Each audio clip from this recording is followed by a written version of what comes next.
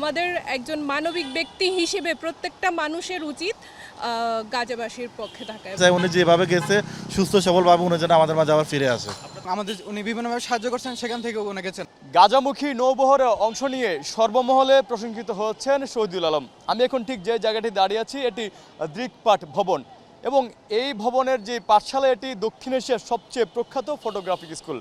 তবে আজকে আমরা তার শুভাকাঙ্ক্ষীদের কাছে জানতে চাইব তার এমন সাহসী পদক্ষেপ কিভাবে দেখছেন তারা।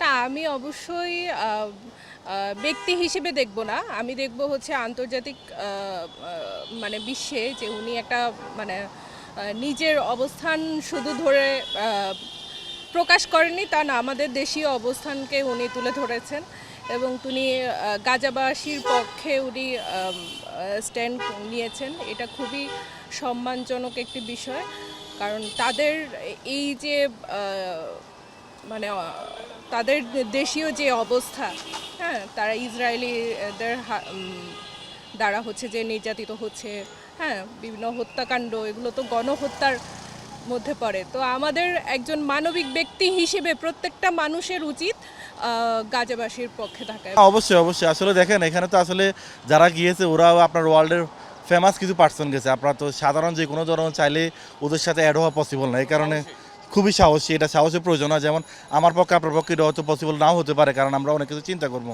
সব কিছু মোকাবেলার পরে উনি যে আসলে যে সাহসটা দেখিয়েছেন বা উনি যে কাজটা করেছেন এটা অবশ্যই অবশ্যই প্রশংসার দাবিদার, এটা প্রশংসার দাবিদার।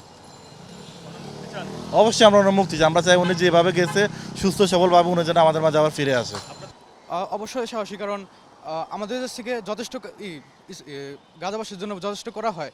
বিভিন্ন সংঘ আছে, বিভিন্ন, যেমন কি আমাদের অনলাইন একটা প্ল্যাটফর্ম আছে বাংলা মিমার্স সংঘ, সেখান থেকে বিভিন্ন আর্থিকভাবে সাহায্য করা হতেছে। জি জি জি, এবং আমাদের উনি বিভিন্নভাবে সাহায্য করছেন, সেখান থেকে উনি গেছে না।